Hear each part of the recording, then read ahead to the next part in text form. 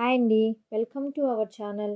ఈరోజు మన వీడియోలో సింపుల్గా మరియు ఈజీగా చేసే బీన్స్ ఫ్రై ఎలా తయారు చేయాలో చూపిస్తాను రండి.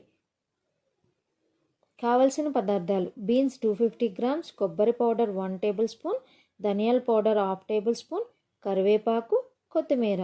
ముందుగా బీన్స్ 250 గ్రామ్స్ తీసుకొని చిన్న చిన్న ముక్కలుగా కట్ చేసి వాటర్లో వేసుకొని శుభ్రంగా కడిగి పక్కన పెట్టుకొని స్టవ్ వెలిగించి ఒక కడాయి పెట్టి 1.5 టేబుల్ స్పూన్ ఆయిల్ వేసుకొని ఆయిల్ హీట్ అయ్యాక ఆవాలు, జీలకర్ర, పచ్చిశనగపప్పు, కరివేపాకు, ఎండుమిర్చిని 2 ముక్కలుగా చేసి వేసుకొని తాలింపును వేగనివ్వాలండి.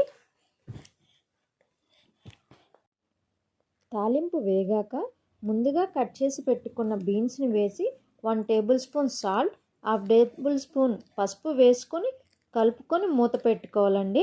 బీన్స్ని ఆయిల్లో మగ్గనివ్వాలండి. కొంచెం సేపు బీన్స్ మగ్గిన తర్వాత 1 టేబుల్ స్పూన్ కొబ్బరి పౌడర్, 1/2 టేబుల్ స్పూన్ ధనియాల పౌడర్ వేసి కలుపుకొని మరి కొంచెం సేపు మగ్గనివ్వాలండి.